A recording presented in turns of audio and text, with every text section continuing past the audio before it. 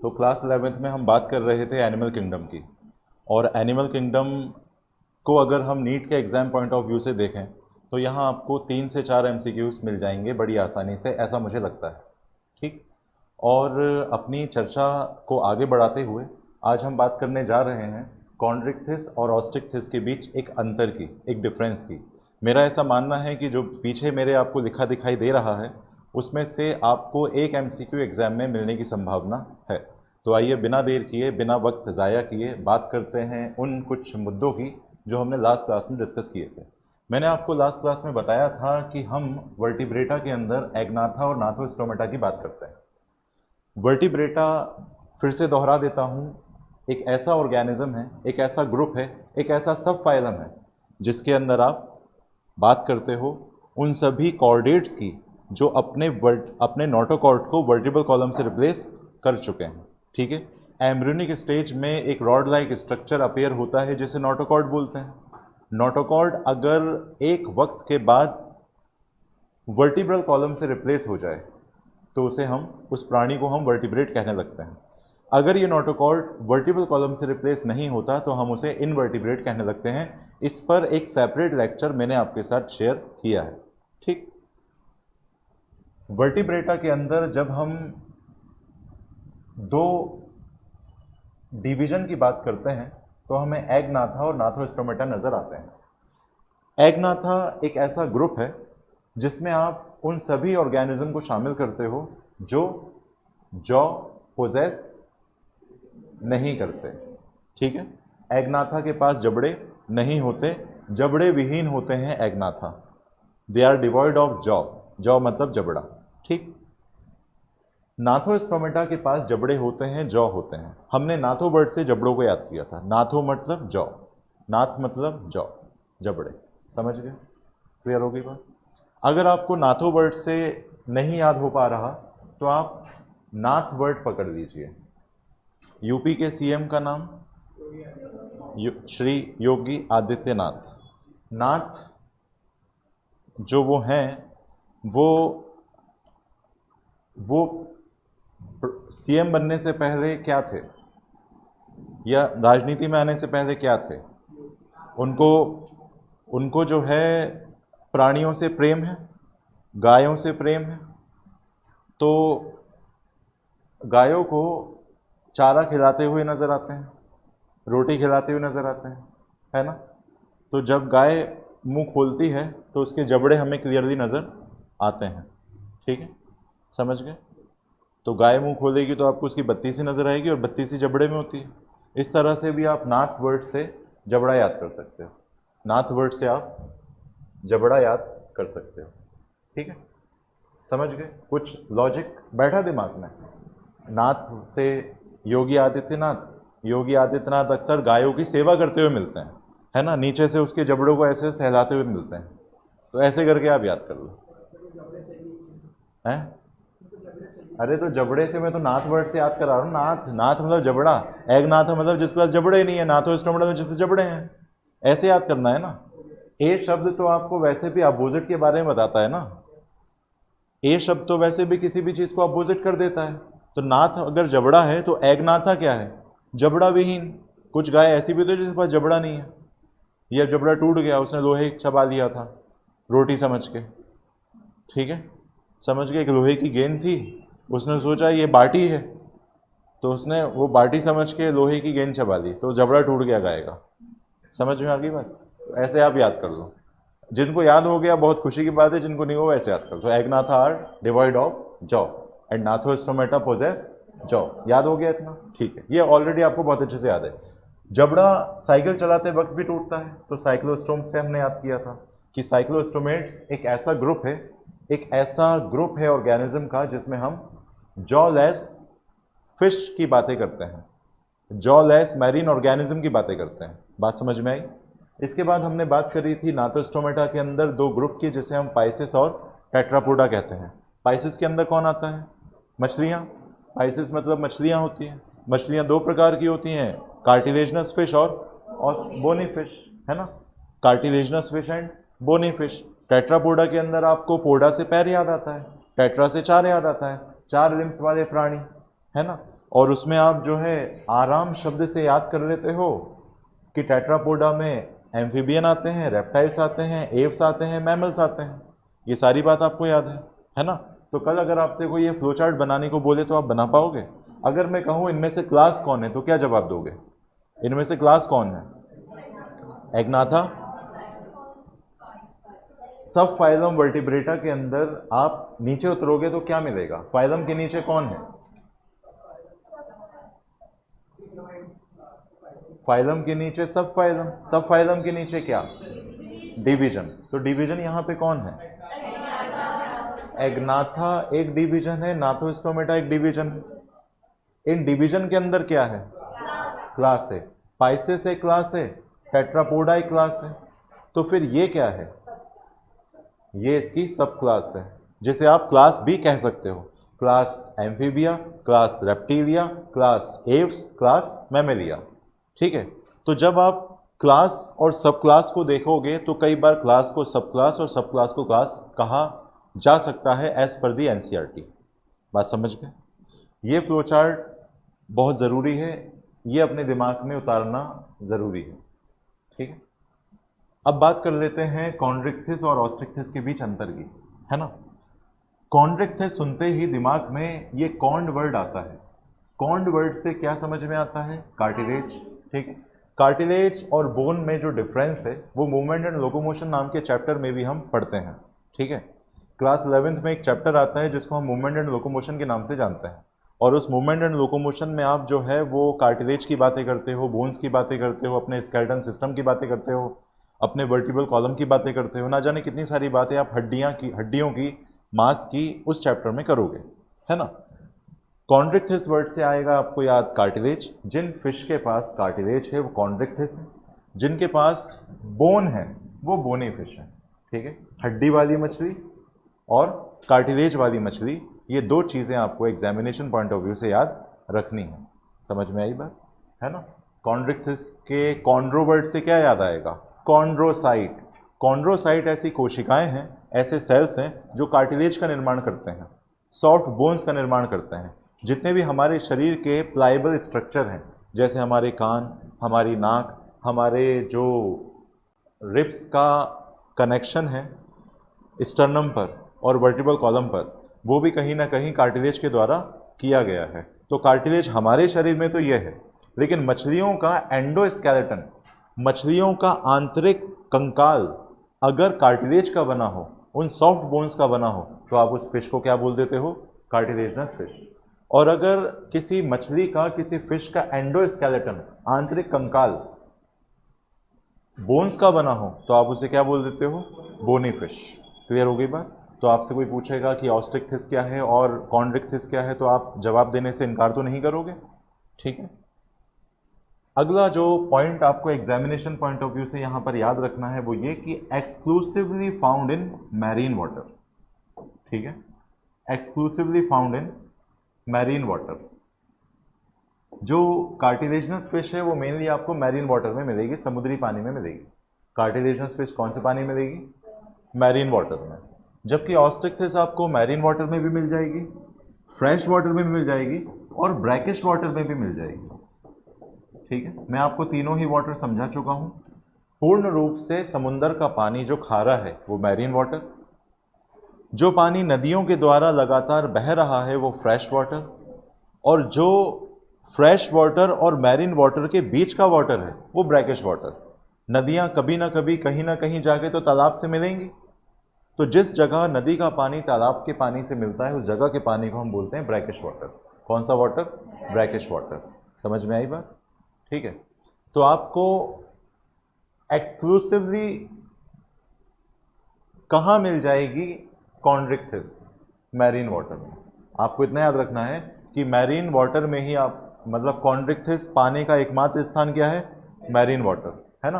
Cartilaginous fish आपको mainly कहां मिलेंगी? मैरीन वाटर में ही मिलेंगी। ये बात आप कैसे याद कर सकते हो? कार्टिलेज, मैरीन,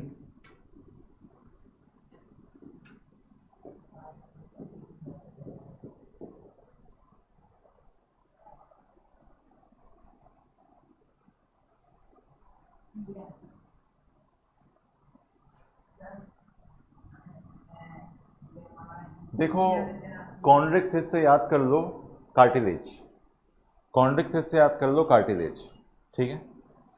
अगर ऐसा होता कि तुम्हारे कार्टिलेज जो है, तुम्हारी बॉडी में सिर्फ कार्टिलेज ही कार्टिलेज होते तो तुम बहुत सॉफ्ट होते, तुम्हारी हड्डियां जो हैं ऐसे प्लाएबल हो जाती, मुड़ जाती, है ना।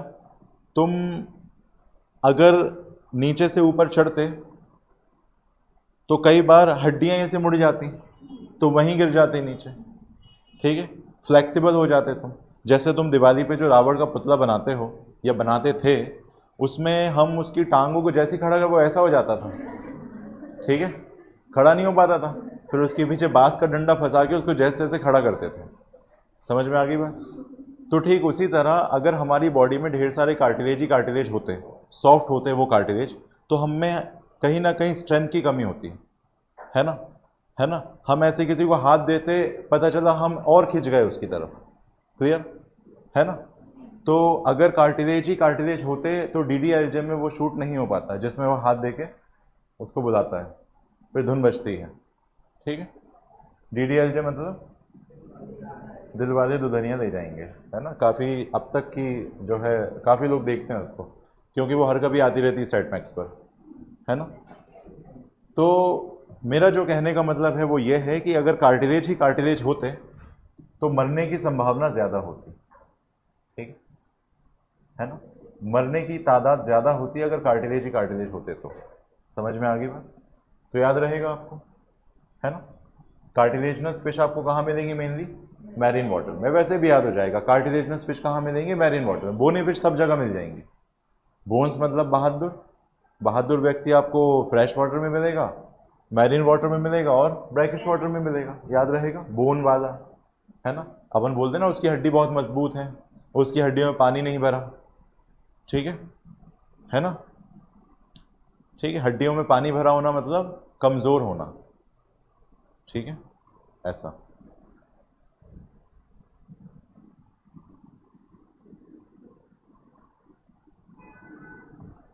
तो अगर किसी ने पूछा विच of the following group of fishes is exclusively present in marine water, तो आपका जवाब क्या होगा? कॉन्ड्रिक्थिस, ठीक है। निम्न में से कौन सा मछलियों का समूह प्राथमिक रूप से समुद्री जल में ही देखने को मिलेगा? Chondrichthyes, cartilaginous fish. समझ में आ गया? और अगर आपसे कोई पूछे कि बोनी फिश आपको कहाँ कहाँ मिलेगी, तो आप क्या बोलोगे? फ्रेश वाटर में भी मिलेगी, ब्रैकिश वाटर में मिलेगी, मैरीन वाटर में मिलेगी। आया कि नहीं आया? आ गया, ठीक। तो कॉन्ड्रिक्थिस मेनली आपको कहाँ मिल रही है? मैरीन वाटर में, याद रहेगा ना, ठीक। या फिर कॉन्ड्रिक्थिस का कौन पकड़ लो आप, कौन, है ना, ठीक है। तो कौन मैरी से याद कर लो, कौन मैरी, ठीक है ना, कौन मेरी, ठीक है, ऐसे। फिर आता है अगला पार्ट, एंडोस्केलेटन। ये मैं आपको बता चुका हूँ कि कॉन्ड्रिक्थिस के पास जो एंडोस्केलेटन है वो कार्टिलेजनस है ना। जो अंदरूनी पूरा स्ट्रक्चरल ढांचा है वो कार्टिलेज का बना हुआ है, तभी तो उसका नाम कॉन्ड्रिक्थिस है।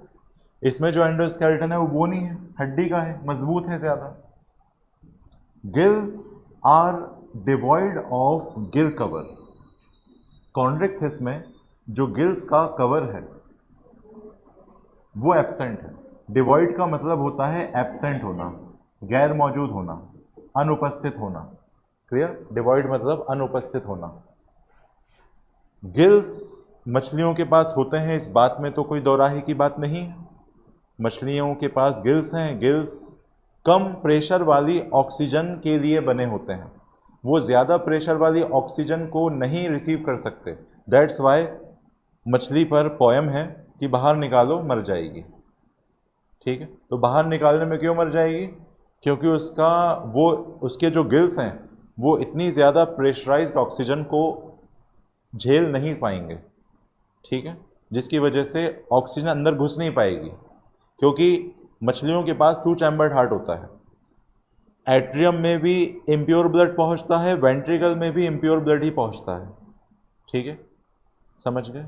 इस तरीके से फिशेस में सर्कुलेशन होता है जिसे हम इनकम्प्लीट सर्कुलेशन के नाम से जानते हैं, ठीक। तो अगर आपसे कोई पूछे ऑस्ट्रिक्थिस के पास गिल्स हैं, कॉन्ड्रिक्थिस के पास गिल्स हैं, दोनों के पास गिल्स हैं, लेकिन अंतर कहाँ से पैदा होगा, तो आप कहोगे इस ओपर्क्युलम से अंतर पैदा होगा। कार्टिलेजिनस फिश के पास गिल्स के ऊपर कोई कवर मौजूद नहीं है, ठीक है। Chondrichthyes are devoid of operculum. Operculum is a kind of cover present over the gills of Ostrichthys only. ठीक है, Chondrichthyes do not possess such kind of cover which is called operculum. Clear होगी बात? तो आपसे कोई पूछे कि operculum क्या होता है, आप कहना कवर होता है। किस चीज़ का कवर होता है? ऑप्शन है मोबाइल का, ऑप्शन बी रिमोट का, ऑप्शन सी टीवी का, ऑप्शन डी गिल्स का। गिल्स का कवर होता है। किस में होता है? कॉन्ड्रिक्थिस में होता है कि ऑस्ट्रिक्थिस में होता है? ऑस्ट्रिक्थिस में होता है। मैं याद कराऊंगा अभी, कैसे याद आएगा देखो। पहले तो आप ये समझ लो डिवॉइड मतलब एब्सेंट, तो कॉन्ड्रिक्थिस के पास ओपर्क्युलम नहीं है, यहां पर ओपर्क्युलम मौजूद होता है। कैसे याद करोगे? ऑस्ट्रिक्थिस का ओ पकड़ लो, ओ से बोलो ओ, तो इस ओ से O2 याद आ जाएगा, O2 से एयर याद आ जाएगी, है ना।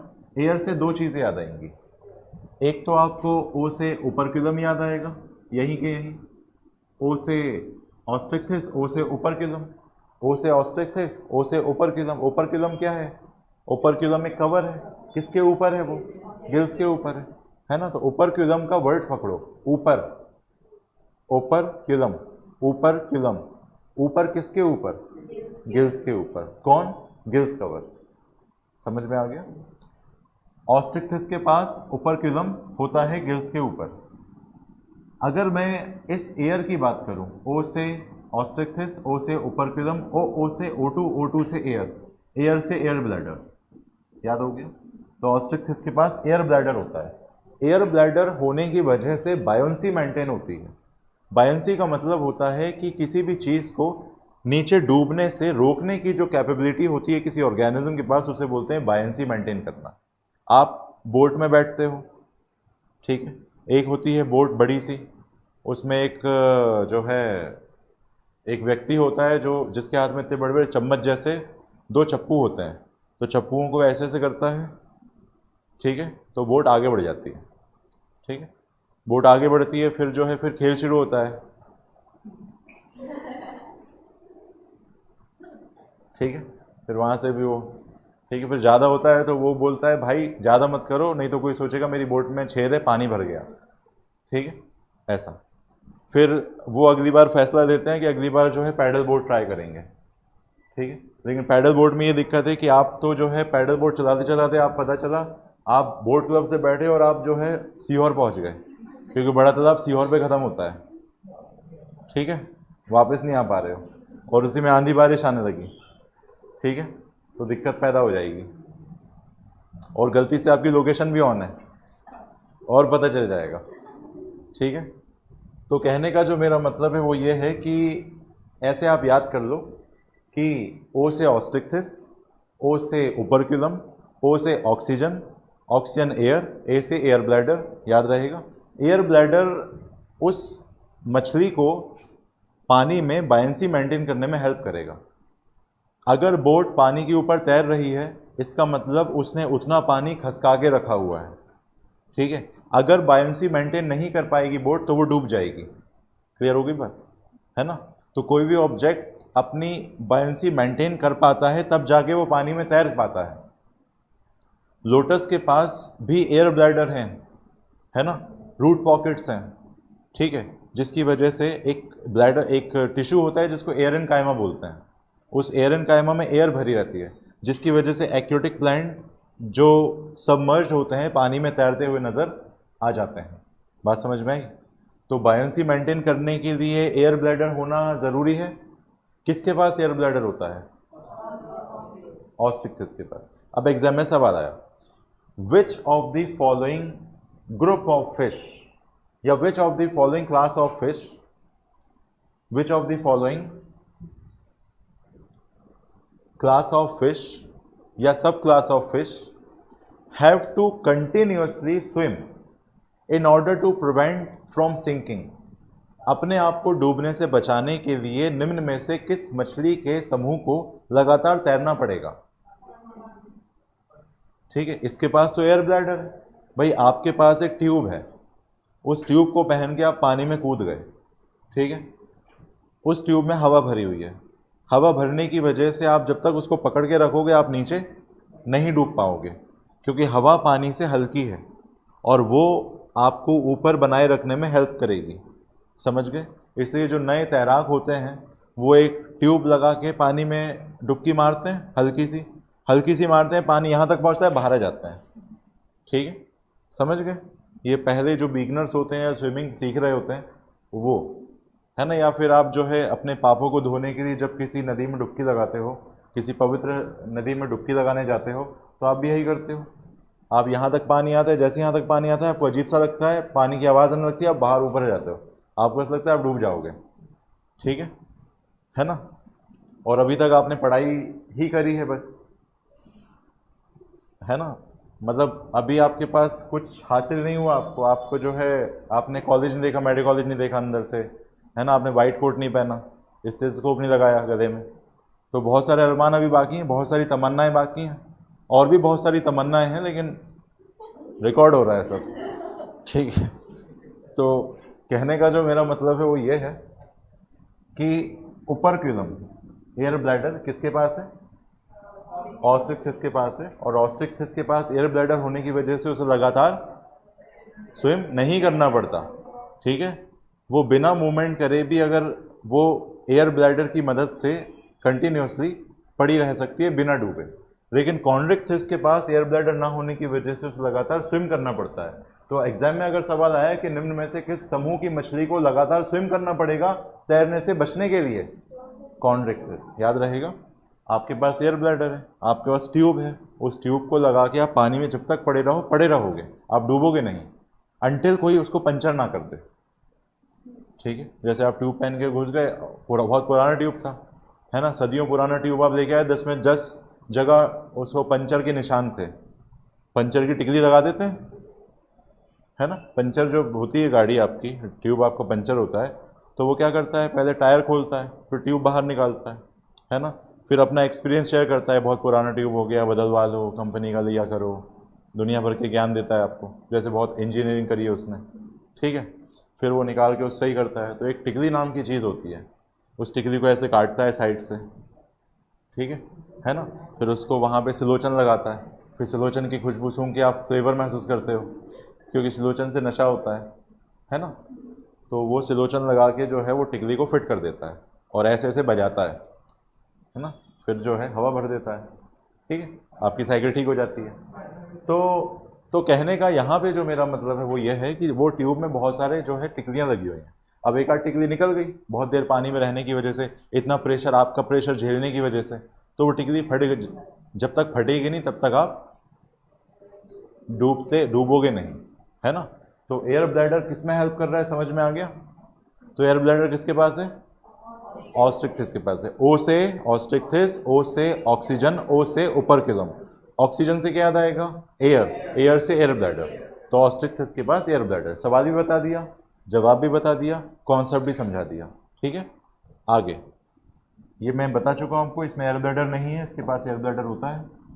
ठीक है, कॉन्ड्रिक्थिस कार्निवोर होती है mainly. C for Chondrichthyes, C for carnivore. Carnivore क्या होता है? मांसाहारी। मांसाहारी, सिर्फ मांस का ही सेवन करती है। जैसे शार्क, शार्क जो है वो एक कार्टिलेजनस फिश है। ठीक है, याद रहेगा। तो कोई आपसे पूछे कि बताओ बताओ कॉन्ड्रिक्थिस की प्रवृत्ति क्या है, वो मांसाहार है या फिर वो हर्बीवोर है? मांसाहारी है, कार्निवोर है। याद रहेगा, C for Chondrichthyes, C for carnivore, C for Chondrichthyes, C for carnivore, C for Chondrichthyes, C for carnivore. याद हो गया, याद रहेगा। कॉन्ड्रिक्थिस कार्निवोरस है ना, मांसाहार है, लेती है। ऑस्ट्रिक्थिस जो है कार्निवोर भी हो सकती है, ओमनिवोर भी हो सकती है, हर्बीवोर भी हो सकती है। हम किस कैटेगरी में आते हैं? हम किस कैटेगरी में आते हैं? हम किस कैटेगरी में आते हैं? हम ओमनिवोर में आते हैं। आप कहोगे सर हमने तो कोई मांस देखा भी नहीं, तो हम तो हर्बीवोर हैं। हर्बीवोर तब होते जब तुम एनिमल का कोई भी प्रोडक्ट इस्तेमाल नहीं करते। शहद तुमने खाया, दूध तुमने पिया, है ना, वो भी तो एनिमल प्रोडक्ट ही है ना। कहीं भी किसी भी तरीके से अगर आप कोई एनिमल प्रोडक्ट इस्तेमाल कर रहे हो तो आप ओमनीवोर वाली कैटेगरी में आ रहे हो, ठीक है ना। क्या, कौन सा कलर? पेन किलर, दर्द निवारक। पेन किलर में क्या मांस होता है? नहीं, मैं आप जो कहना चाह रहे हो बता देता हूँ। जेलेटिन नाम का एक पाउडर होता है, जेलेटिन, GELATIN, जेलेटिन। वो जेलेटिन सिर्फ दवाइयों में ही नहीं बल्कि आइसक्रीम्स में भी प्रयोग होता है। वो जेलेटिन एनिमल के बोन्स से निकलने वाला एक पाउडर होता है ना, जो पानी के कांटेक्ट में आकर जो है गल जाता है। कैप्सूल जो हम खाते हैं, कैप्सूल कभी ना कभी तो खाए होंगे हमने, वो कैप्सूल का जो शेल होता है वो जेलेटिन का बना होता है। जैसे कई बार आप उसको हाथ में रख के सोचते हो खाऊं कि नहीं खाऊं, अब खा लूं, 2-3 बिस्किट खा लेते हो, है ना, काजू वाले, उसके बाद भी मन नहीं होता जब तक वो हाथ में चिपक जाता है। तो कहने का जो मेरा मतलब है वो है कि वो जो है हाइग्रोस्कोपिक है, वाटर को अपनी तरफ खींचता है जेलेटिन। तो इससे प्रूव होता है कि वो जेलेटिन ही है। तो जेलेटिन जो है वो एनिमल के बोन्स को पाउडर्ड फॉर्म में कन्वर्ट करने के बाद तैयार होता है। और तो और उस जेलेटिन का प्रयोग आइसक्रीम में सेमी सॉलिड अपीयरेंस लाने के लिए किया जाता है। आप कहते हो आइसक्रीम दूध से बनती है और वो 25 रुपये में आपको चॉकलेट भी डाल के दे देता है, दूध भी डाल के दे देता है और 2-3 पिस्ता भी डाल देता है, केसर पिस्ता जो फ्लेवर आप लेते हो। वो आइसक्रीम नहीं है, वो वेजिटेबल ऑयल को में जेलेटिन मिलाकर तैयार किया गया एक ठंडा सा प्रोडक्ट है। जैसे आप आइसक्रीम समझ के खा रहे हो, है ना, वेनिला 10 रुपये की डब्बी दे दो, है ना, या अपन तो चोकोबार 10 रुपये वाली, ठीक है ना, या फिर ज़्यादा से ज़्यादा अपना बजट ज़्यादा 30 रुपये का कोण ले लेंगे अपन, है ना, इससे ऊपर तो अपन नहीं सोचते, है ना, कॉर्नेटो के बारे में सोच लिया अपन ने, ठीक है, या फिर अपन ने जो है वो मैजिक कोण 10-10 रुपये के जो आते हैं उसके बारे में सोच लिया। तो ये सब जो है वेजिटेबल ऑयल से बनते हैं। इनको अगर आप पिघलाने के लिए रख दोगे तो इसमें से ऑयल निकलेगा आपको पिघलने के बाद, इनमें से ऑयल निकलता है, पिघल जाते हैं जब ये आइसक्रीम, तो ठीक है। वेजिटेबल ऑयल भी यही है, जो ऑयल होते हैं, सरसों का तेल, मूंगफली का तेल, सनफ्लावर ऑयल, है ना, पाम ऑलिव ऑयल, ये सभी के जैसा एक वेजिटेबल ऑयल होता है। वेजिटेबल ऑयल मतलब खाने योग्य तेल, खाने योग्य तेल। उससे वो मेंशन नहीं करते कि उन्होंने कौन सा तेल इस्तेमाल किया है, बस वो वेजिटेबल ऑयल लिख देते हैं, ऐसा, है ना। तो आइसक्रीम में ऑयल खा रहे हैं अपन, वो दूध प्योरली दूध से नहीं बनी है ना, क्योंकि अच्छी क्वालिटी का दूध जो है 32 रुपये की जो आधे लीटर थैली पड़ती है, फिर उसको जमाने बैठना, उसमें पिस्ता काजू बादाम डालना, उसमें फ्लेवर डालना, तुम सोच रहे हो कि 30 रुपये में आ जाएगी वो, है ना। ऐसा एक होती है जो सिर्फ आइसक्रीम होती है, उसमें दूध, वो फिर एक्सपेंसिव होती हैं, ऐसा। तो आज एक धोखे में जी रहे थे अपन, आज क्लियर हो गया, ठीक है। वो आइसक्रीम मिलती हैं जैसे कुछ बड़े ब्रांड होते हैं, जैसे अमूल है, अमूल वाले बनाते हैं, है ना। यहाँ पे इस अपोजिट देखोगे आप इस कोचिंग के, तो एक नेचुरल आइसक्रीम की दुकान है ना। समझ में नहीं आया, मुझे बहुत दिन तक समझ में नहीं दुकान किस चीज़ की है। फिर मेरे को वहाँ से कुछ लोग खाते हुए मैंने कहा अच्छा ये आइसक्रीम की दुकान है, ठीक है, ठीक है। आधी दुकान अपन को बदलनी नहीं पड़ती किस चीज़ की है, ठीक है। तो गिल्स जो हैं उनका कवर मैंने आपको समझा दिया, है ना। कार्निवोर समझ में आ गया, C for Chondrichthyes, C for carnivore, O for Osteichthyes, इसमें कार्निवोर भी आएंगे, इसमें ओमनिवोर भी आएंगे, इसमें हर्बीवोर भी आएंगे। जब आप ऑस्ट्रिक्थिस और कॉन्ड्रिक्थिस के फूड हैबिटाट को लेकर कंफ्यूज हो जाओगे तो आप बस एक ही चीज़ बोलोगे, C for Chondrichthyes, C for carnivore, C for Chondrichthyes, C for carnivore, ठीक है। कॉन्ड्रिक्थिस कार्निवोर होते हैं, कॉन्ड्रिक्थिस कार्निवोर होते हैं, कॉन्ड्रिक्थिस कार्निवोरस होते हैं। इस तरीके से लाइन बना बना के याद करोगे, कॉन्ड्रिक्थिस कार्निवोरस होते हैं, कॉन्ड्रिक्थिस कार्निवोरस होते हैं। तो ऑस्ट्रिक्थिस कैसे होंगे? तीनों होंगे, हर्बीवोर भी होंगे, ओमनिवोर भी होंगे, कार्निवोर भी होंगे, याद रहेगा, ठीक है। फिर एक्सक्रीशन, एक्सक्रीशन की मीनिंग बताओ। एक होता है एक्सक्रिएशन, एक होता है एक्सक्रीशन या उत्सर्जन। तो एक्सक्रिएशन नहीं पढ़ना है, उसको पढ़ना है excretion. excretion is a process by which we can remove or release the metabolic waste from the body। शरीर में मेटाबॉलिक रिएक्शन के पश्चात बनने वाले जो अपशिष्ट पदार्थ हैं उन्हें शरीर से बाहर त्यागने की प्रक्रिया को उत्सर्जन कहा जाता है।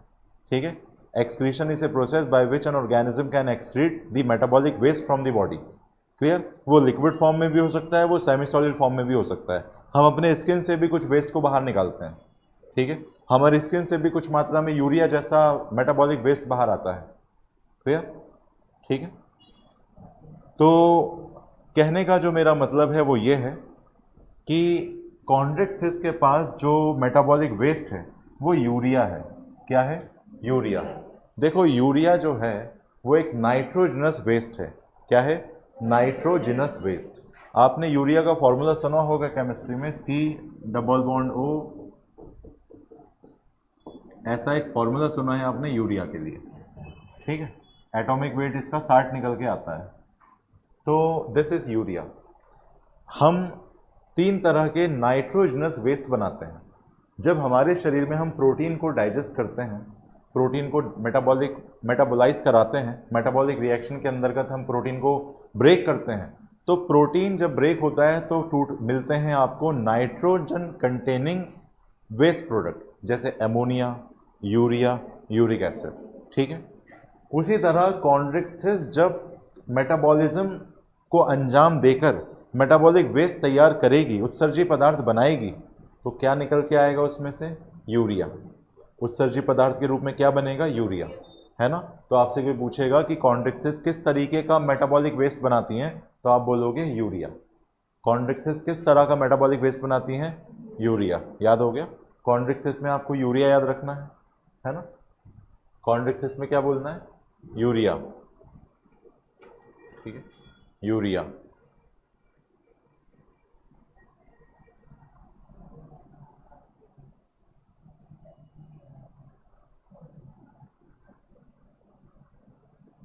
देखो, कॉन्ड्रिक्थिस का कौन पकड़ लो आप, कॉन्ड्रिक्थिस का कौन पकड़ लो आप, कॉन्ड्रिक्थिस का कौन पकड़ लो आप, कौन?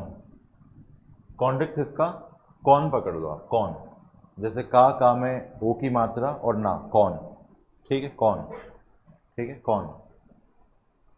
ठीक है, आपको कई दिनों से हाय मैसेज आ रहा है, हाय। ठीक है, आपने रिप्लाई नहीं दिया, हाय, आपने रिप्लाई नहीं दिया, हाय, रिप्लाई नहीं दिया, हाय हाय हाय, लगातार हाय आ रहा है। ठीक है ना? हाय, फिर स्माइली वाला चेहरा।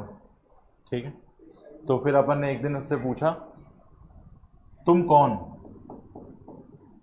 तुम कौन? तुम कौन? तो तुम मतलब यू, यू से यूरिया। ठीक, यूरिया। ठीक है, यूरिया। यूरिया याद रहेगा आपको, है ना? कौन? यूरिया। ठीक है, असल में उसने अपना नाम रखा है यूरिया। ठीक है ना? उसने अपना नाम रखा है यूरिया।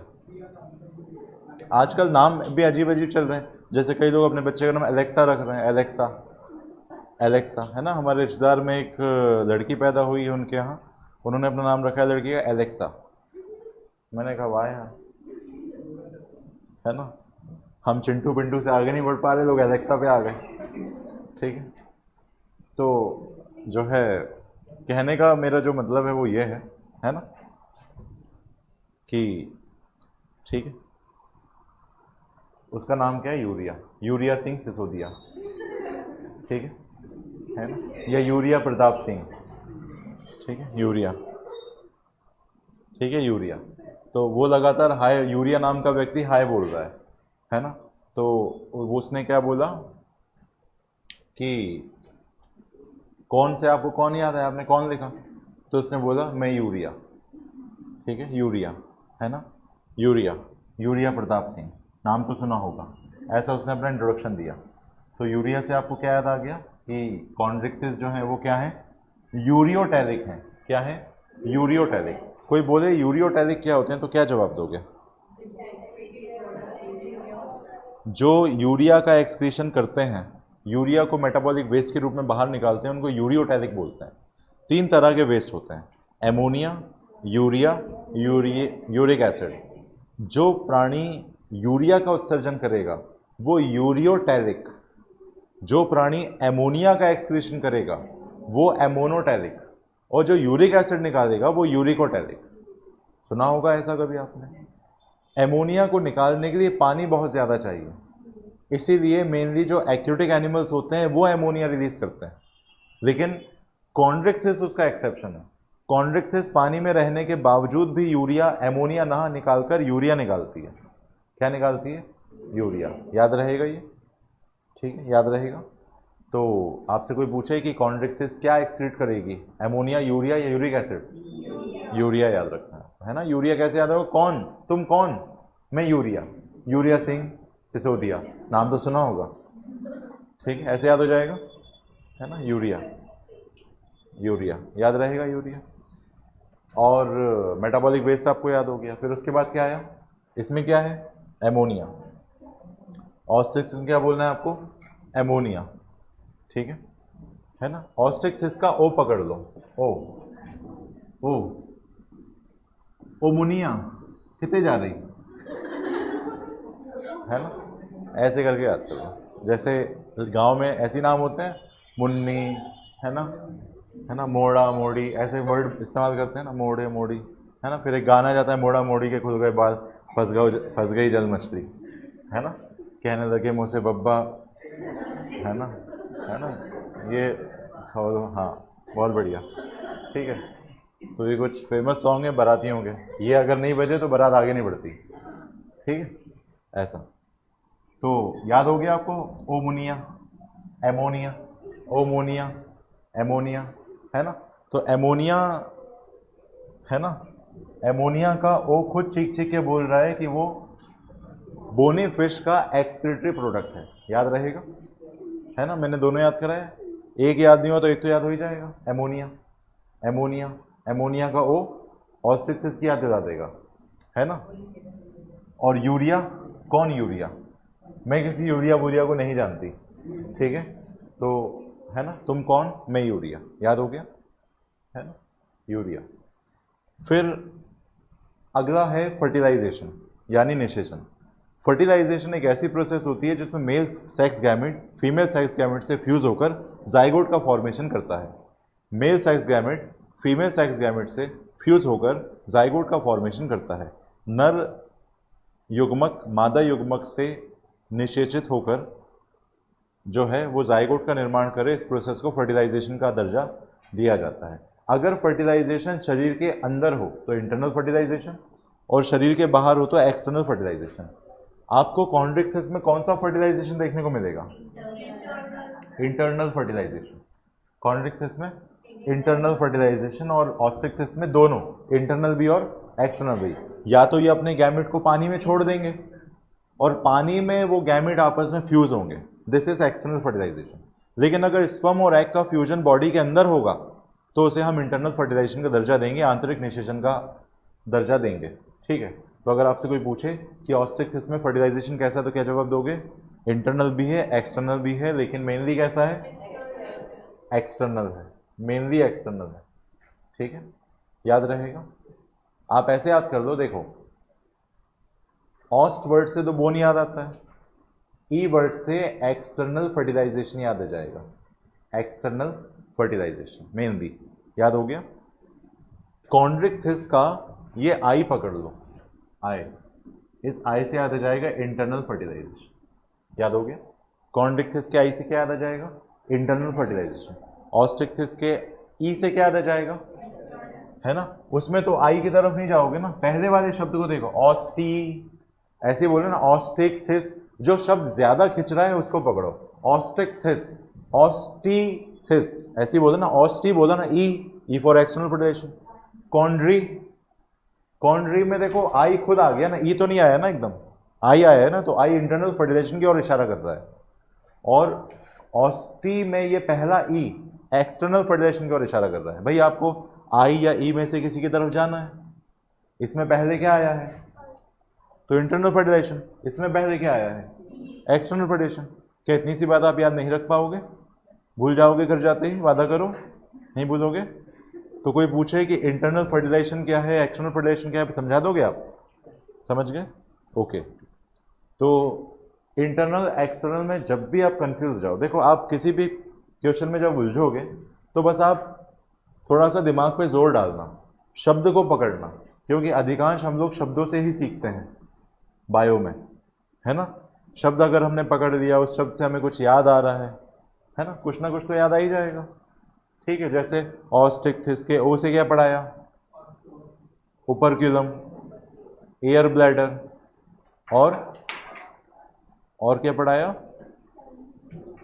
ऑस्टिक। ऑस्टी में आई आया है कि ई आया है ना। अब ऐसा में बोलना कि वहां जाके स्पेलिंग ही भूल गए, OSTI कर दी। स्पेलिंग पता होना चाहिए, ऑप्शन में मिल ही जाएगी। तो ई से एक्सटर्नल फर्टिलाइजेशन, यहाँ पे आई से इंटरनल फर्टिलाइजेशन। समझ में आया? अगला पॉइंट पढ़ो। विविपैरी। विविपैरी का मतलब क्या होता है? विविपैरी कौन सी पैरी है? विविपैरी मतलब वो ऑर्गेनिज्म जो अपनी बॉडी से ऑर्गेनिज्म को सीधे प्रोड्यूस करते हैं, उन्हें बोलते हैं, उस कॉन्सेप्ट को बोलते हैं विविपैरी, है ना। उस प्राणी को बोलते हैं विविपैरस ऑर्गेनिज्म। ठीक है। अगर आपसे कोई पूछे कि बच्चों को जन्म देने वाले प्राणी क्या कहलाते हैं, तो आप कहोगे विविपैरस एनिमल कहलाते हैं। जो अपने शरीर से बना बनाया एक प्राणी बाहर निकाले वो विविपैरी दिखाएगा, और जो अंडे देकर अपना ऑफस्प्रिंग इस दुनिया में लाएगा वो ओविपैरस दिखाएगा। ठीक है, वो ओविपैरी रिप्रेजेंट करेगा और ओविपैरस कहलाएगा। तो विविपैरस वो है जो ऑर्गेनिज्म को बर्थ देगा, जन्म देगा। विविपैरस वो है जो अंडे की मदद से अपने प्राणी, अपने ऑफस्प्रिंग को इस दुनिया में लेकर आएगा। क्लियर होगी? आप किससे आए हो? विविपैरी से आए हो ना। आपके पिताजी मार्केट से कोई अंडा लेके नहीं आए थे जिसको फोड़ के आप बाहर आए झूले में, है ना। आपके पिताजी आपको रेडीमेड लेके आए थे। ठीक है, ऐसा रेडीमेड मतलब बना बनाया था ना आपका पूरा स्ट्रक्चर। ठीक है, ऐसा बस उन्होंने उसको थोड़ा लालन पालन किया है ना, और आप बन गए फिर। ठीक है, ऐसा। क्लियर हो गई इतनी बात? तो कोई बोले विविपैरी क्या है तो क्या बोलोगे? विविपैरी, देखो फर्टिलाइजेशन इंटरनल हुआ, फर्टिलाइजेशन इंटरनल हुआ, तो ओविपैरस होने के चांसेस हैं कि नहीं है? नहीं है। फर्टिलाइजेशन अगर इंटरनल हुए तो ओविपैरी दिखाने के चांसेस हैं या नहीं है? सोच लिया। अगर कोई ऑर्गेनिज्म इंटरनल फर्टिलाइजेशन करे तो उसके ओविपैरी दिखाने के चांसेस हैं या नहीं है? मेरा सवाल यह है ना। इससे अगला पेज आ जाता है, ऐड में आएगा। ओ, फिर बैक करूंगा वापस आ जाएगा वो। टेक्नोलॉजी है।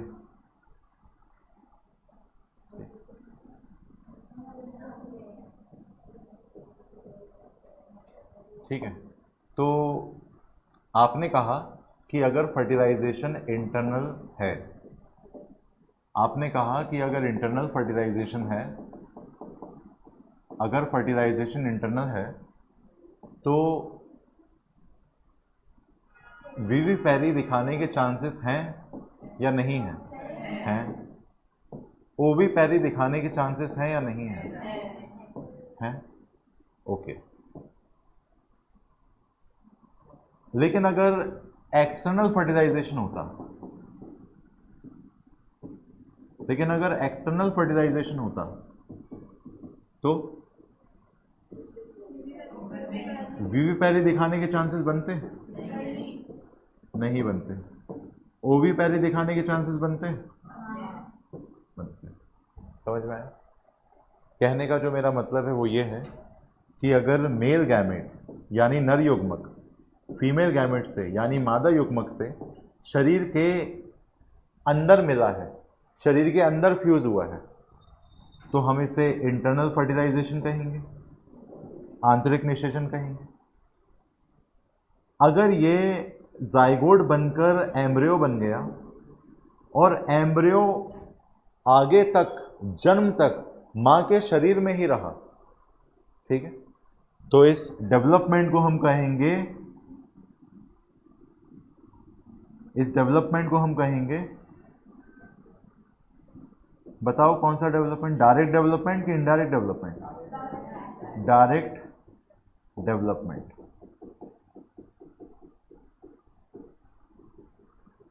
Direct development. ठीक है, मेल गैमेट फीमेल गैमेट से फ्यूज हुआ, जाइगोट बना, जाइगोट मदर के बॉडी में ही बना, एम्ब्रियो मदर की बॉडी में ही बना, वो एम्ब्रियो आगे विकसित भी मदर की बॉडी में ही हुआ। तो हम इसको इंटरनल डेवलपमेंट कहें कि एक्सटर्नल डेवलपमेंट कहें? Internal development. तो ये डेवलपमेंट कौन सा है? Internal development. समझ गए? क्लियर होगी बात? कोई लार्वल स्टेज देखने को नहीं मिली, इसलिए हमने कहा डायरेक्ट डेवलपमेंट। ठीक है, अगर किसी प्राणी के विकास के दौरान उसकी लाइफ साइकिल में आपको लार्वा देखने को मिले तो वो इनडायरेक्ट डेवलपमेंट, और लार्वा देखने को नहीं मिले तो वो डायरेक्ट डेवलपमेंट। ये बात आप भी जानते हैं और मैं भी।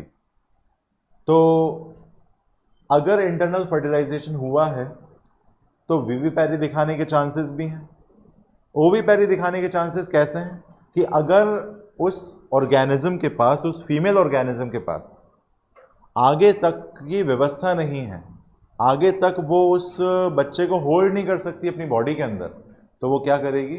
वो अपने एम्ब्रियो को कैल्शियम कार्बोनेट की एक सुरक्षा कवच से ढक देगी और अंदर एक ऐसा फ्लूइड बनवा देगी जिसकी वजह से उस एम्ब्रियो को नरिशमेंट मिलता रहेगा। ठीक है, जिसको हम यॉक बोलते हैं।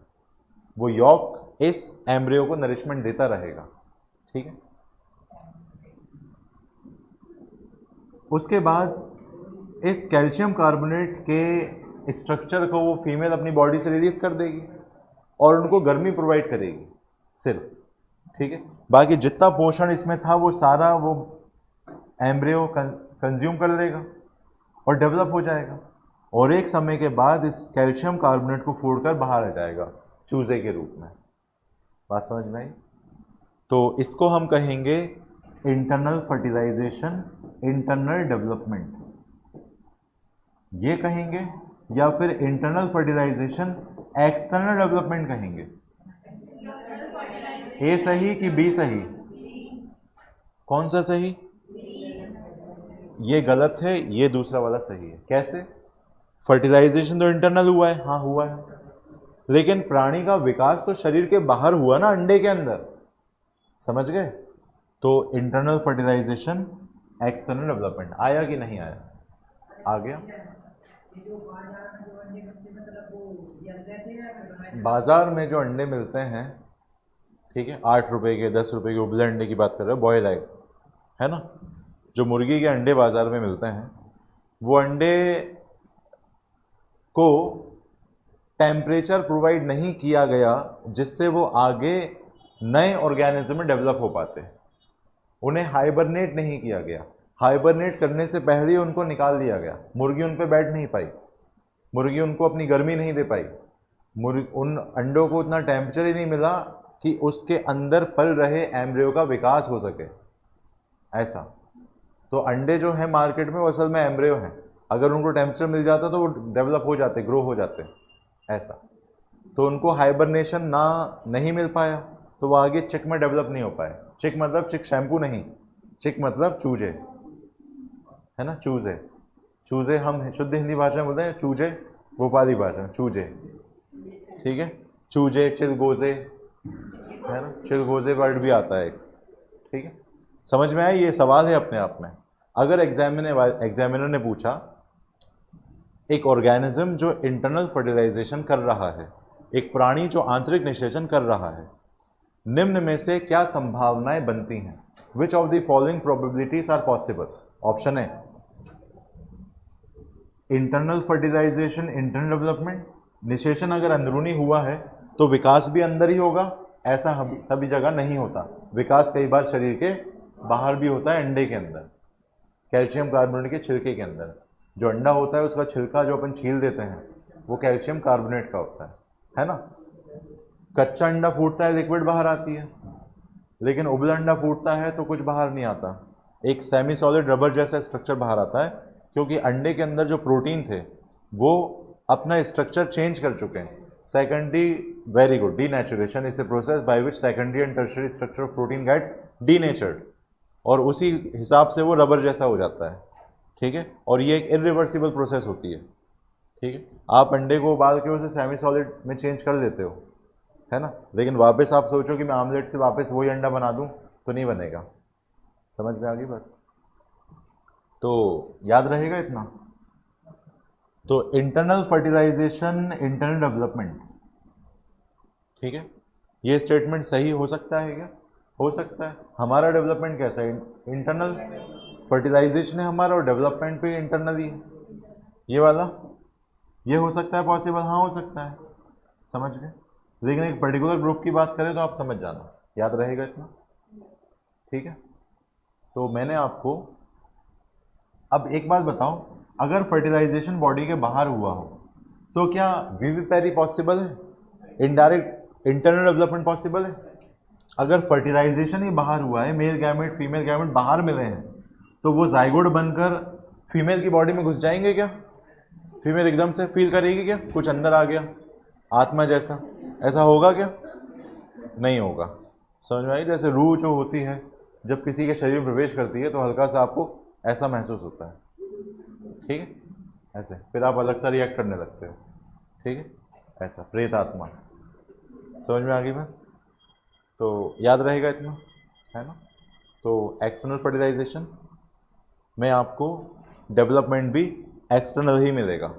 ठीक है, एक्सटर्नल फर्टिलाइजेशन के साथ इंटरनल डेवलपमेंट की बात पॉसिबल है क्या? नहीं। एक्सटर्नल फर्टिलाइजेशन के साथ केवल एक्सटर्नल डेवलपमेंट ही संभव है। क्लियर हो गई बात? चलो आगे देखते हैं।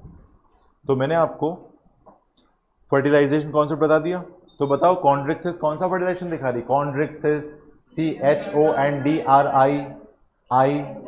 इंटरनल, और ऑस्ट्रिक्थिस OSTE एक्सटर्नल। याद रहेगा? अच्छा, अगर फर्टिलाइजेशन इंटरनल हुआ है ना, ऑस्ट्रिक्थिस में फर्टिलाइजेशन इंटरनल हुआ है तो डेवलपमेंट भी इंटरनल होगा। ऐसा जरूरी? डेवलपमेंट में भी एक्सटर्नल और internal. Clear? Depending on the condition. ठीक है, और क्या बताया था? और क्या बताया था? विविपेरी समझ में आ गया? विविपेरी अंडे नहीं देगा, वो विविपेरी दिखाएगा, बच्चों को ही प्रकट करेगा अपने शरीर से। ठीक है, ऐसे, है ना। आपकी मदर ने और मेरी मदर ने क्या दिखाया? विविपेरी। तो आप जाके जो है अपनी मदर को बोल सकते हो कि मम्मी आप तो टैलेंटेड हो, आपने विविपेरी दिखा दी। ठीक है, समझ गए, है ना। फिर वो कहेंगे रिजल्ट के बाद मैं और भी कुछ दिखाऊंगी। ठीक है, तो ऐसे करके याद रख लेना आप। ठीक है, फर्टिलाइजेशन जो है इंटरनल है या फिर एक्सटर्नल है?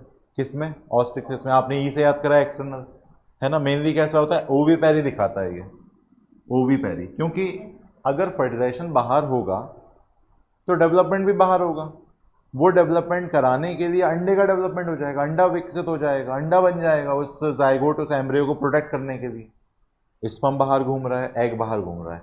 मेल फिश ने, मेल ऑस्ट्रिक्थिस ने अपने स्पर्म को रिलीज कर दिया पानी में, फीमेल ऑस्ट्रिक्थिस ने, फीमेल बोनी फिश ने अपने एग को रिलीज कर दिया पानी में, ओवम को रिलीज कर दिया पानी में। ये स्पर्म और ओवम आपस में फ्यूज हो गए, जाइगोट बन गए, एम्ब्रियो बन गए, इनके ऊपर एक शेल बन गया जिसको हमने एग का नाम दे दिया, है ना। इसलिए हमने इनको क्या कहा? ओविपेरी। मेनली कैसे होती हैं? ओविपेरस होते हैं, ऐसा एनसीईआरटी कहती है। ठीक है, अब ज़रा इनका एग्जाम्पल देख लेते हैं। ठीक है, इनका एग्जाम्पल देख लेते हैं।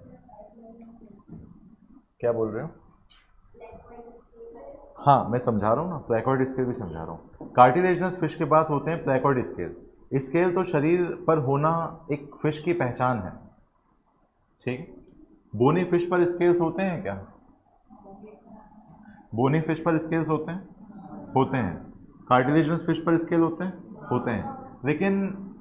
लेकिन जो कार्टिलेजिनस फिश है उसके इस तरीके से काजू कतली जैसे स्केल्स को हम प्लेकॉइड स्केल्स बोलते हैं।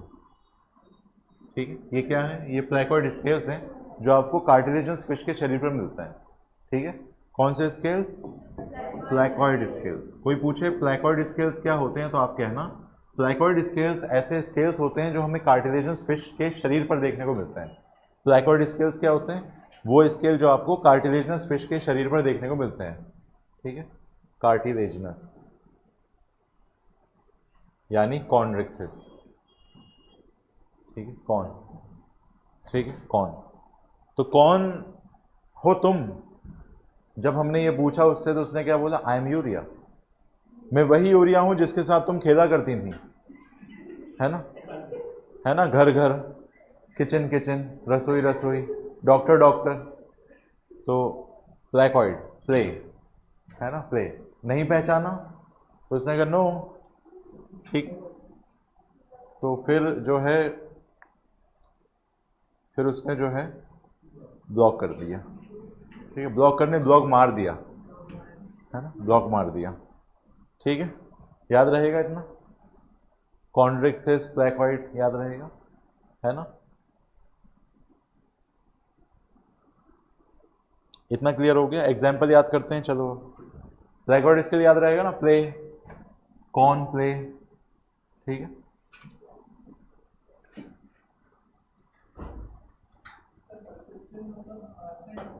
क्या? परसिस्टेंट मतलब बरकरार रहना किसी चीज का। वो लाइन पढ़ो पूरी। थ्रू आउट लाइफ, किसमें? कॉन्ड्रिक्थिस में जो नोटोकॉर्ड है वो पूरी जीवन वर्टिब्रल कॉलम से रिप्लेस नहीं होगी, है ना? परसिस्टेंट रहेगी। ठीक है, प्रेडेशियस मतलब शिकार करने वाले, प्रीडेटर की तरह जीने वाले। प्रेडेशियस मतलब शिकारी, प्रीडेट करने वाले, शिकार करने वाले, है ना? अब हम कॉन्ड्रिक्थिस के एग्जाम्पल सीखेंगे और ऑस्ट्रिक्थिस के एग्जाम्पल सीखेंगे। चलो, कॉन्ड्रिक्थिस के एग्जाम्पल बताओ। पहला पढ़ो, क्या लिखा है? टॉर्पेडो। टॉर्पेडो को और क्या बोलते हैं? इलेक्ट्रिक ऑर्गन होते हैं उसके पास, करंट मारते हैं, करंट रिलीज करता है वो। ठीक है, ट्राइगॉन। ट्राइगॉन का एक और नाम क्या है? String ray, sorry, poison string. Okay, poison string होते हैं उसके पास। ठीक है, और बोलो, और बताओ ट्राइगॉन के अलावा। प्रिस्टिस, सॉ फिश बोलते हैं। और स्कॉलिडियन भी इसी को बोलते हैं। स्कॉलिडियन, अच्छा, डॉग फिश दूसरी है।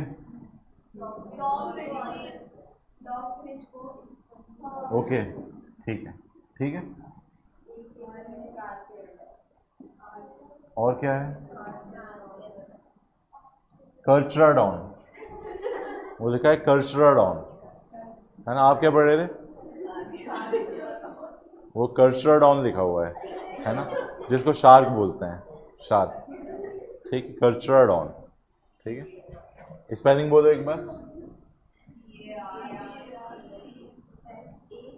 CAR CH कर्चराडॉन, कर्चराडॉन, है ना? कर्चराडॉन, याद हो गया? ठीक है, ऐसे याद हो जाएगा। ठीक है, मैं याद करा दूंगा अभी। ऑस्ट्रिक्थिस बोलो अब। ऑस्ट्रिक्थिस का बोलो। ऑस्ट्रिक्थिस में क्या आएगा?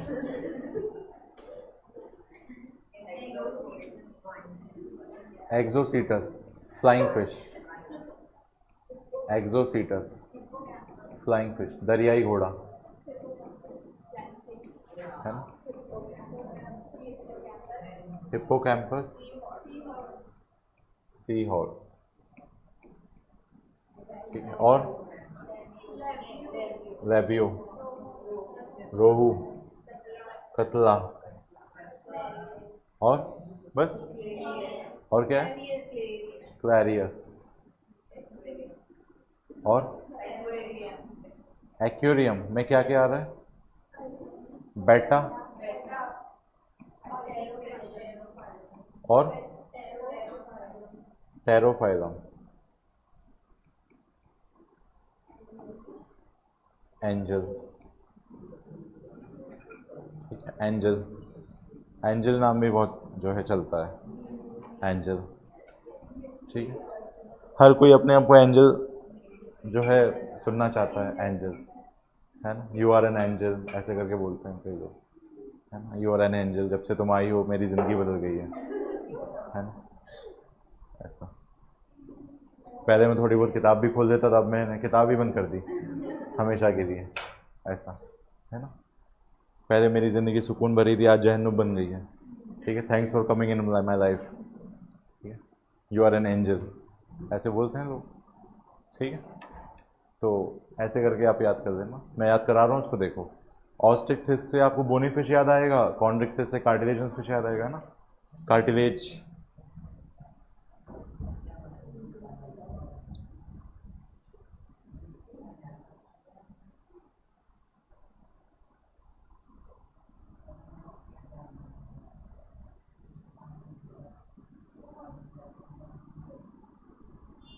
कॉन्ड्रिक्थिस का ये रिच पकड़ लो, रिच।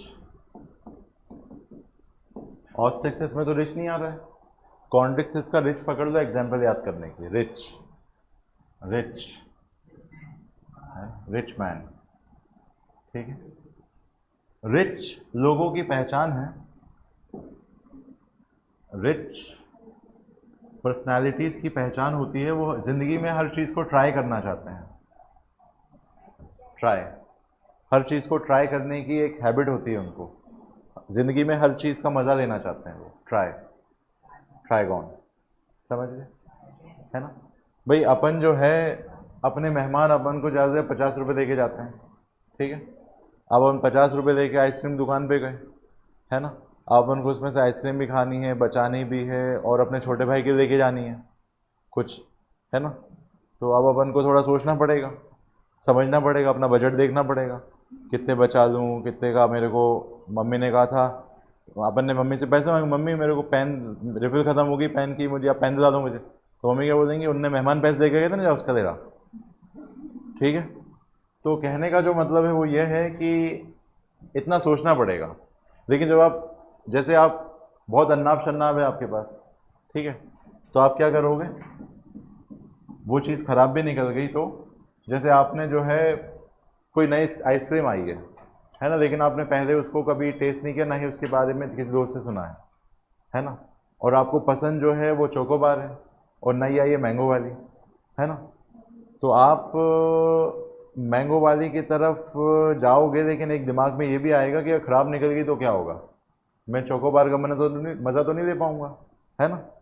तो हर चीज़ ट्राई करने की जो लत है वो किसे है, रिच पर्सनालिटी को, रिच, ऐसे करके आता है। देखो, रिच जो है वो पैसों से नहीं बनते हैं, रिच बनते हैं अपनी सोच से। आपकी सोच कैसी है ना, आपकी समझ कैसी है, आपकी बुद्धि कैसी है, ठीक है, ऐसा। क्योंकि पैसा जो होता है ना, वो हमेशा आपके पास रहेगा ऐसा ज़रूरी नहीं है। फॉर एग्जाम्पल, मुकेश अंबानी, अनिल अंबानी, दोनों को बराबरी का बंटवारे में पैसा मिला था, लेकिन मुकेश अंबानी गिनती अरबपतियों में होती है, अनिल अंबानी कोई गिनती नहीं होती। मुकेश अंबानी आए दिन न्यूज़, आए दिन मीडिया में छाए रहते हैं, अनिल अंबानी उतने नहीं छाए रहते हैं, है ना। तो अमीर जो है दिमाग से बनते हैं कि आप उस पैसे से और कितना पैसा बना लोगे। दिमाग नहीं है तो वो पैसा वहीं ख़त्म हो जाएगा। कुबेर का धन भी, कुबेर का खजाना भी एक दिन ख़त्म हो जाता है, ऐसा आपने किसी सुना होगा, है ना। ऐसा बैठे बैठे कुआं भी खाली हो जाता है, ठीक है। तो कहीं ना कहीं ये फैक्ट है कि पैसा कितना भी हो, अगर आपके पास दिमाग नहीं है तो वो पैसा भी ख़त्म हो जाएगा एकदम, है ना।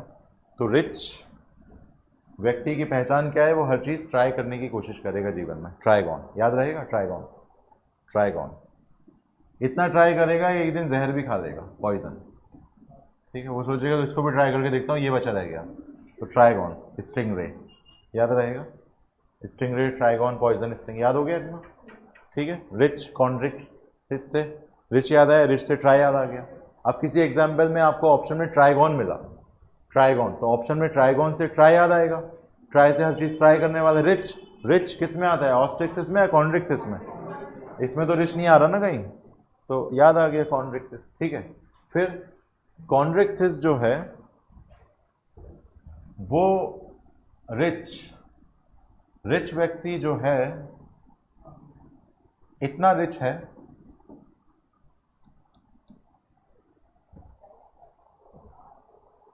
कि कार उसके पास 4 हैं, 4 कार हैं उसके पास, ठीक है। और डॉन लोगों से भी उसकी पहचान है, कर्चरा डॉन, 4 कार वाला डॉन, याद हो गया, डॉन ही याद आएगा आपको। तो रिच लोगों की डॉन लोगों से पहचान है, तो रिच लोगों पर अंडरवर्ल्ड डॉन की नज़र होती है। जैसे आप तरक्की कर रहे हो, कल को आपको बहुत पैसा आ गया, है ना, बहुत पैसा आ गया मतलब आपको एक फलाने में 500 दे गए और आप वहीं उसी दिन नानी घर भी चले गए, वहाँ 200 में 700 हो गए, वो वाला रिच नहीं। रिच मतलब आपके पास अन्नाप शन्नाप कहीं से आ गया पैसा, 200-300 करोड़ आ गए आपके पास, ठीक है। या आप एकदम से जो है फेमस हो गए, जैसे मैम है अपनी सिमरन मैम, तो उनके वीडियो फेमस हो गए, वायरल हो गए बहुत, है ना, उनके वो स्वेट ग्लैंड और सब मैक्सिलरी ग्लैंड और पैरोटिड ग्लैंड, डाइजेस्टिव ग्लैंड का लेक्चर बहुत हिट हो गया थे, तो मिलियन व्यूज हो गए उनके, है ना, हो गए जैसे मान लो, तो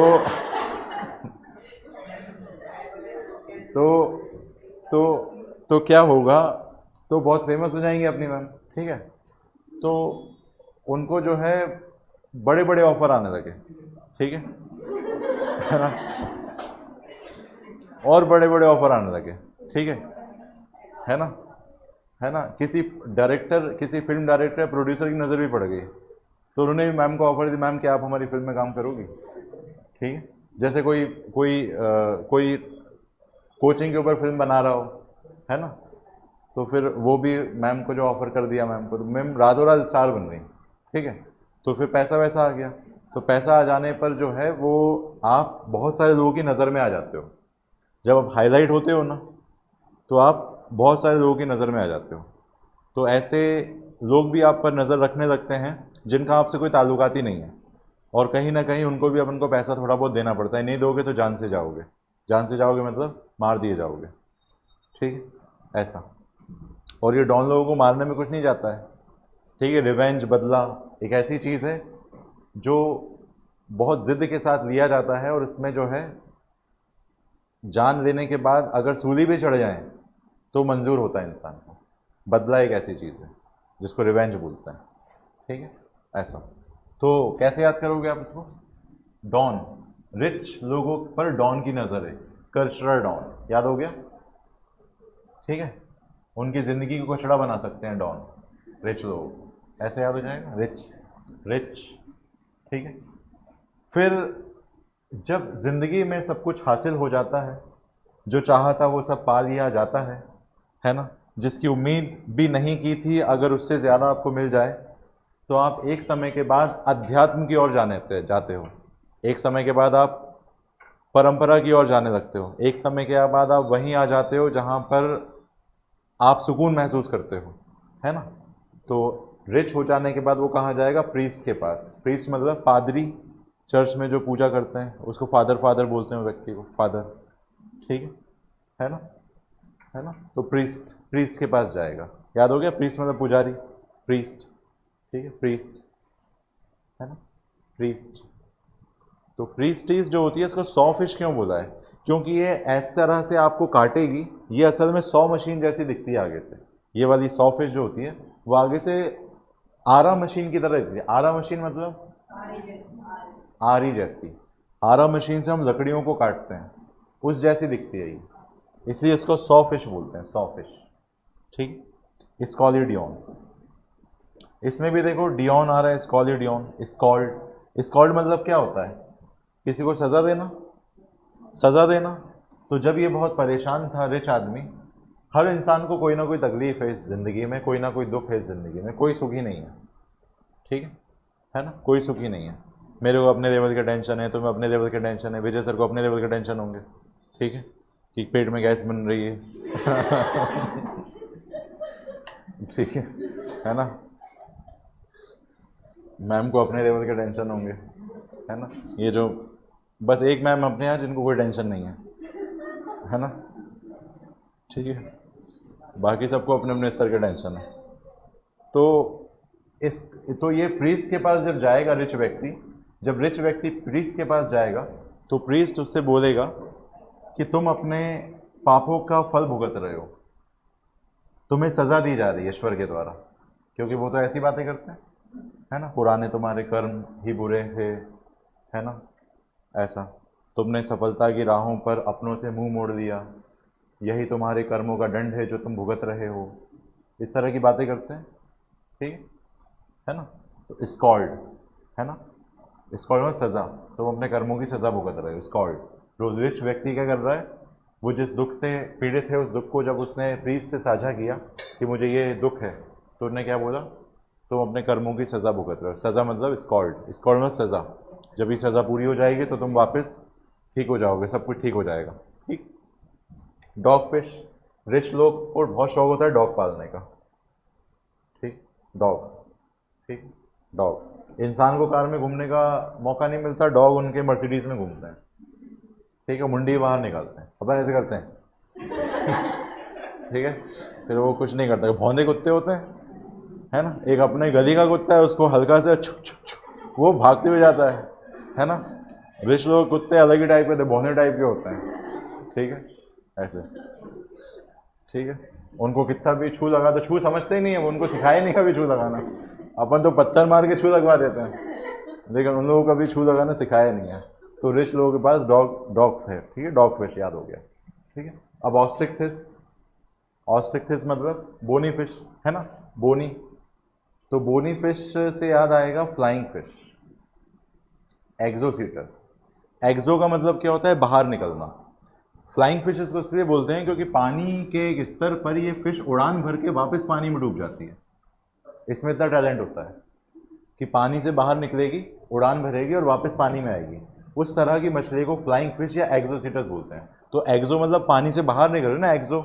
जो जिंदगी में नहीं है वो एक्स है, ठीक है। जैसे आपका एक दोस्त था बचपन का, ठीक है, आपका दोस्त था बचपन का पिंकू, ठीक है। तो पिंकू जो है वो पहले कभी आपका दोस्त हुआ करता था, आज आपका दोस्त नहीं है, तो वो आपका क्या कहलाएगा, एक्स फ्रेंड कहलाएगा। आपने कौन सा एक्स समझ लिया, ठीक है, स्कूल वाला एक्स, ठीक है, एक्स स्कूल, है ना, है ना, ऐसे। तो समझ में आ गया, एक्सो तो पानी से बाहर निकल रही है और वापस पानी में आ रही है, जितने समय के लिए बाहर निकली उस बेसिस पर हमने क्या बोला, एक्सोसीटस। फ्लाइंग फिश याद हो गया। फिर हिप्पोकैम्पस, हिप्पो, ठीक है, हिप्पो, हिप्पो से हिप्पोपोटामस भी याद आता है, गैंडा। तो गैंडा जो होता है, यस गैंडा ही बोलते हैं ना हिप्पोपोटामस को। तो गैंडा जो होता है बहुत बहादुर होता है कि बहुत सॉफ्ट होता है, बहादुर होता है, बहुत ताकतवर होता है। तो बोनी होता होगा कि कार्टिलेजनस होता होगा, बोनी होता होगा, वैसे याद हो गया, है ना। फिर लैबियो, रोहू, कतला, ये सीक्वेंस में याद करो, लेबियो, रोहू, कतला, कॉमन कार्प, ये सब आपकी बोनी फिशेस हैं। रेबियो, रोहू, रोहू क्या है, रोहित का निकनेम है, रोहित को रोहू बोल सकते हैं, रोहित को रोहू बोल सकते हैं। तो रोहू इंसान है ना, तो रोहू से आपको बोनी याद आएगा, कोई बोनी, बोन। रोहू इतना दुबला है कि उसकी पूरी हड्डियां नजर आती हैं, तो उससे आपको बोनी फिश याद हो गया, ठीक है ना, ऐसा। लैब में, आप अपने लैब में जाते हो, स्कूल लैब में, लैब में बोनी स्केलेटन रखा रहता है। वो बोनी नहीं होता, वो प्लास्टिक का होता है, लेकिन फिर भी उस टीचर उसको बोन समझ के पढ़ा देती है।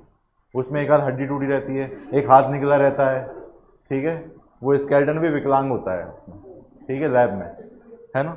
वो जो रखे रहते हैं केचुए, सांप, वो भी ढक्कन टूटे फूटे रखे रहते हैं स्कूल के लैब में, है ना। बाकी कुछ स्कूल्स में होते हैं, बाकी स्कूल्स में जो है ढक्कन उखड़ा हुआ है, सादा पानी भरा हुआ है, कुछ में सिर्फ पानी भरा हुआ है ग्लास में, ठीक है। वो पानी होता नहीं है, क्या होता है वो लिक्विड क्या होता है, वो लिक्विड फॉर्मेलिन होता है, फॉर्मेलिन होता है ना। उसमें कोई चीज़ जो है वो ख़राब नहीं होती। जब डेड बॉडी को प्रिजर्व किया जाता है मेडिकल कॉलेज में कैडेवर के रूप में, मेडिकल कॉलेज के बच्चों की पढ़ाई में 1 साल तक काम आती है एक डेड बॉडी, कैडेवर बोलते हैं उसको। उसमें फॉर्मेलिन इंजेक्ट किया जाता है पूरे शरीर में ताकि वो सड़े ना, है ना। तो जब आप ईश्वर की कृपा से फर्स्ट ईयर में जाओगे और डायसेक्ट करोगे, ये डायसेक्ट ना करोगे और जैसे हॉल में घुसोगे आपकी आंसू से आंसू आने लगेंगे। उन शरीर, वो आत्माओं, वो मृत शरीर को देखकर नहीं, उनसे निकलने वाले फॉर्मेलिन की वजह से, ऐसा समझ गए। क्योंकि हमारा तो कोई वास्ता है नहीं उस मृत व्यक्ति से, है ना, और ना ही उसका चेहरा समझ में आता है उतना, बस कोई निपटा पड़ा है इतना समझ में आता है, कपड़ा डाला रहता है। तो जैसे ही कपड़ा हटाओगे फॉर्मेलिन की स्मेल आएगी। वो जो पंजेंट स्मेल है वो जब आंखों के लैक्राइमल फ्लूइड के कांटेक्ट में आएगी तो रिस्पॉन्सिव रिएक्शन के वजह से आंखों से आंसू आने लगेंगे। ये नहीं भी आ सकते, हो सकता है ना, ऐसा। तो धीरे धीरे आप हैबिचुअल हो जाओगे, तो 5-6 दिन में वो इरिटेशन नहीं होगा आपको। फॉर्मेलिन की गंध आप में से आया करेगी जब आप वापस आया करोगे, ऐसा, ठीक। तो याद रहेगा, लैब में क्या टंगा है, बोनी स्केलेटन, ऑस्टिक्थिस, रोहू बोनी है, ठीक। कतला, कतला कतला कतला कत्ल, कत्ल कर दिया। कत्ल करने के लिए कार्टिलेज चाहिए या बोन चाहिए? आपके पास हड्डी मजबूत होना चाहिए ना। आप ऐसे चक्कू घोप रहे हो, कत्ल कर रहे हो, खंजर घोप रहे हो, तो उसके लिए आपको ताकत चाहिए। पता चला आपने खंजर यहाँ पर घोपा और वो अंदर ही नहीं घुप पाया आपसे, ठीक है, हल्का सा छेद हो गया, तो ऐसा चलेगा क्या? नहीं। तो खंजर घोपने के लिए भी, कत्ल करने के लिए भी क्या चाहिए आपको? हड्डियाँ मजबूत होनी चाहिए। आपकी बाजू में दम होना चाहिए, आपकी हड्डियों में पानी नहीं भरा होना चाहिए, बल्कि हड्डी मजबूत होना चाहिए। कत्ल करने के लिए हड्डी मजबूत चाहिए, तो हड्डी से क्या रह जाएगा? ऑस्टिक्थिस, ठीक है। क्लैरियस, क्लैरियस है ना, क्लैरियस,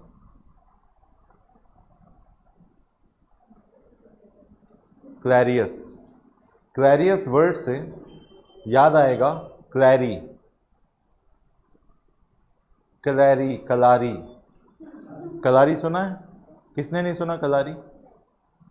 कलारी का जिस जगह पर जो है मद्यपान मिलता है, जिस जगह पर जो है शराब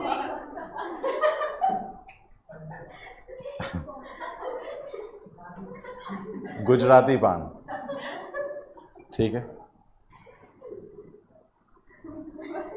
तो मदिरा पान है ना, वो आपने देखा होगा, एक दुकान, देशी शराब की दुकान, बैठकर पीने की व्यवस्था उपलब्ध है ना, उत्तम व्यवस्था, बहुत बढ़िया, ठीक है, ठीक है। तो कलारी, तो क्लैरियस का कलारी पकड़ लो आप, क्लैरियस कलारी, है ना, क्लैरियस।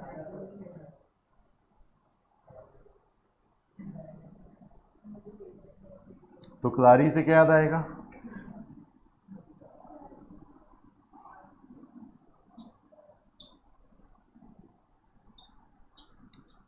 कलारी से क्या याद है? कलारी में जो व्यक्ति बैठे हैं वो इंसान ही है, तो इंसान से बोनी याद आ जाएगा, बोनी, ठीक है, बोनी।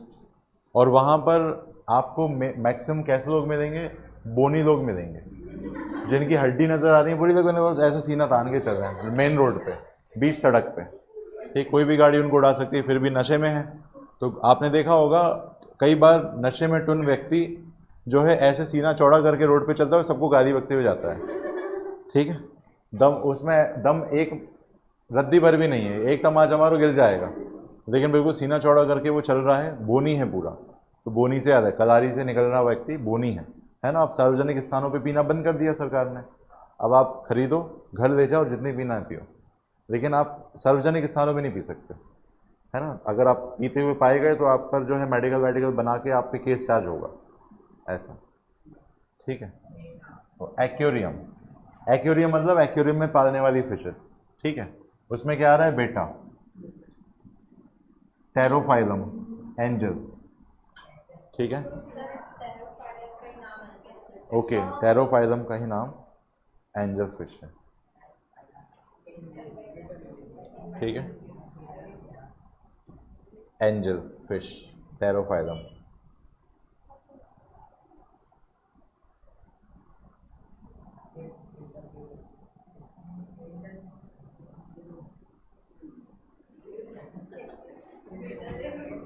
बेटा तेरो एंजल, बेटा तेरो एंजल, ठीक है। देखो बेटा से तो याद ही जाएगा, ठीक है। कई जो मस्कुलर, कई जो बहादुर हड्डी वाले, बहादुर लोग होते हैं, मजबूत हड्डी वाले, है ना, वो कॉलर ऐसी पीछे से खड़ी करके बोलते हैं बेटा बाहर मिल, है ना, बेटा बाहर मिल। अपन को लगता है क्लास में अब मज़ा आएगा बाहर छुट्टी के बाद, है ना, लेकिन फिर कुछ होता ही नहीं, अपन अपने अपने घर चले जाते हैं, ठीक है। तो बेटा बाहर मिल, तो बेटा बाहर मिल से जो बोनी है लोग हैं वही ऐसा करेंगे, मतलब जो मजबूत हैं हड्डी, मजबूत हड्डी वाले, ठीक है ना। तो एंजल, एंजल की वजह से उसने उससे बोला है कि बेटा बाहर मिल। एंजल फसाद की जड़ है ना। अब एंजल जो है सब उसको अपनी एंजल समझ रहे हैं, तो एंजल जो है वो दुख का कारण है।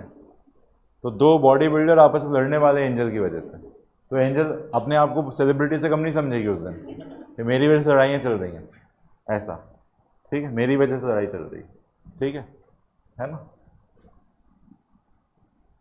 फिर क्या है ये टेरोफाइलम, टेरोफाइलम, है ना। टैरो कार्ड सुना, टैरो कार्ड, टैरो कार्ड होते हैं, है ना। टैरो कार्ड मतलब जो तोता निकालता है, फिर ओके, वो टैरो कार्ड होता है, ठीक है ना। टैरो कार्ड, टेरोफाइलम, टेरोफाइलम मैं आप पर छोड़ रहा हूँ, आप याद कर लो उसको, एक आप अपनी तरफ से कर लो, बाकी तो मैंने याद करा ही दिया है ना। तो बेटा याद हो गया आपको, बेटा बाहर में हड्डी वाले, मजबूत हड्डी वाले बोलेंगे, है ना। एंजल की वजह से ऐसा बोला, है ना, एंजल की लड़ाई हुई ना, तो गॉसिप का विषय बन रहा है लोगों के बीच में।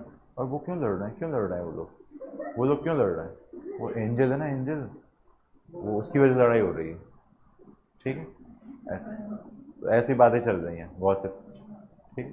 फिर मैडमों को भी पता चल गया, फिर मैडम अपने गॉसिप का विषय बना रही हैं उसको, 4-5 खड़ी हो गए ग्रुप में, छत पे खड़ी हो जाती है मैडम ऐसे,